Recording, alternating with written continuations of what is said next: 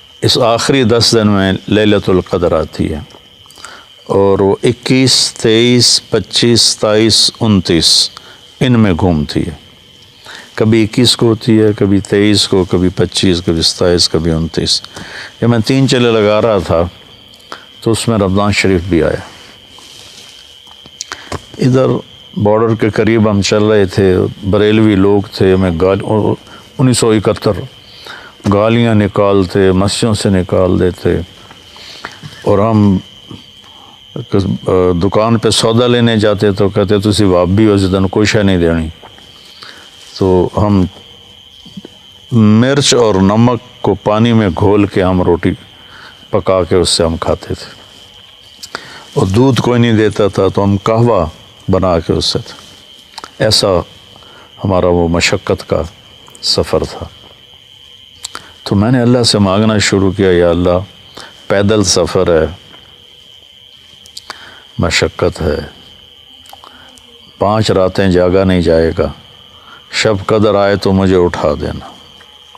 روز دعا مانگی، پہلے روزے سے شروع کی۔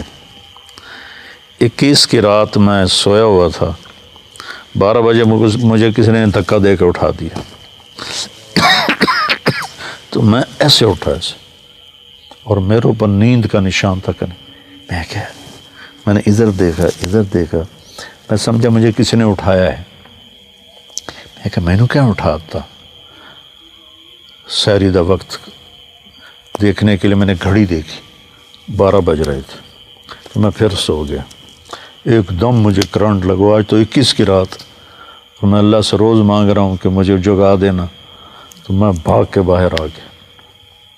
تو ایک پٹھان نے مجھ سے کہا ہوا تھا کہ اگر تو جاگے تو مجھے بھی جگانا، تو پھر میں نے اس کو جگا دیا، وہ تھوڑی دیر تو جاگا پھر سو گیا۔ میں نے فجر سحری تک میں نفل اور دعا کہ اللہ مجھے قبول فرما لے۔ اچھا، جب ہم واپس آ رہے تھے نا، بلکہ اس سے اگلے دن ہی میں نے کہا جی میں نے کیا دعا مانگی ہے کہ مجھے اس ساری زندگی کے لیے قبول کر لو؟ میں تو ڈاکٹر بن رہا ہوں، ڈاکٹر بنوں گا تو ساری زندگی تبلیغ تو نہیں کر سکتا ہوں، تو یہ میں نے کیا مانگ لیا ہے؟ پھر میں نے کہا اچھا اللہ کو منظور ہوگا تو ہو جائے گا، نہیں ہوگا تو نہیں ہوگا۔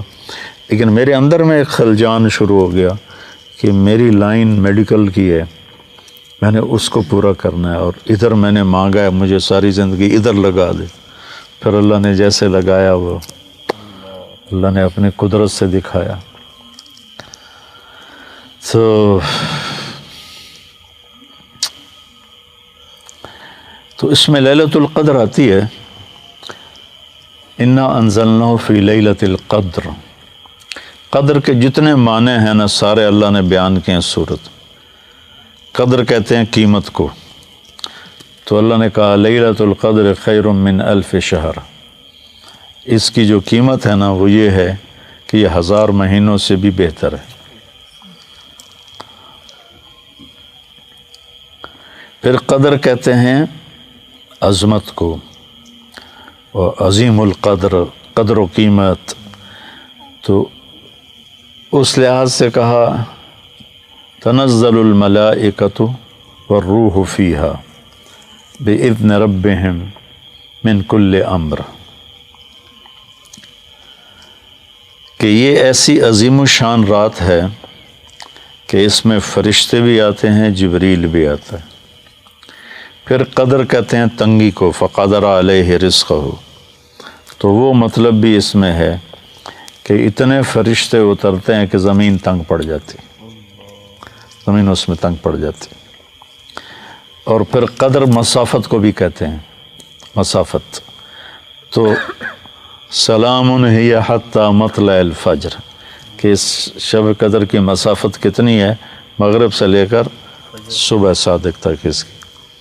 تو شب قدر کے عنوان سے ابھی جو عجیب و غریب قسم کی عبادات بدعات شروع ہیں، اجتماعی صلاۃ تسبیح ہو رہی ہے 27ویں رات، لوگ مسجدوں کو پاکتے ہیں، حالانکہ 27 اگر ہے بھی شب قدر یا 21 ہے تو گھر میں کرو، مسجد نہیں، مسجد میں نہیں۔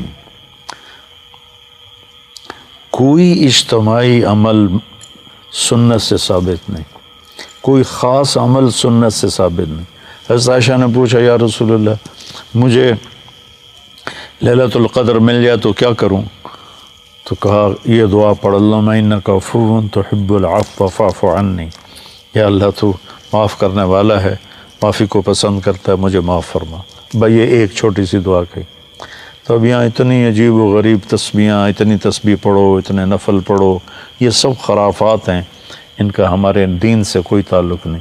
ویسے نفلی طور پر کوئی جو پڑھ رہا ہے تو ایسی نفی بھی نہیں، اس کو اس کا اجر تو مل جائے گا، لیکن یہ کہنا کہ یہ سنت سے ثابت ہے ایسی کوئی بات نہیں۔ تو شب قدر میں یہ نہیں کہ کوئی خاص تجلی ظاہر ہوتی ہے، وہ ایسا کچھ نہیں ہے، لیکن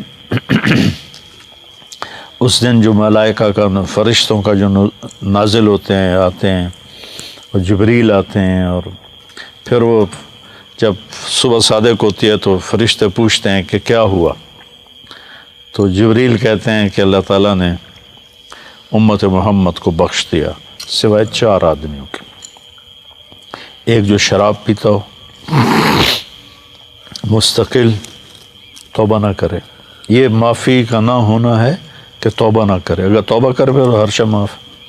دوسرا جو ماں باپ کا نافرمان ہو، اور اتنا نافرمان ہو کہ ان کے دل کے ٹکڑے ٹکڑے کر دے۔ تیسرا جو کسی کی نفرت دل میں پالتا ہو۔ چوتھا جو قریبی رشتہ داروں سے لڑتا بھڑتا ہو۔ یہ 4 آدمیوں کی بخشش نہیں ہوتی، توبہ کر لیں تو اس وقت معاف۔ تو بھائی اگر کوئی بھائی ان 4 چیزوں میں مبتلا ہے، کوئی عورت کوئی مرد، تو توبہ کر لے۔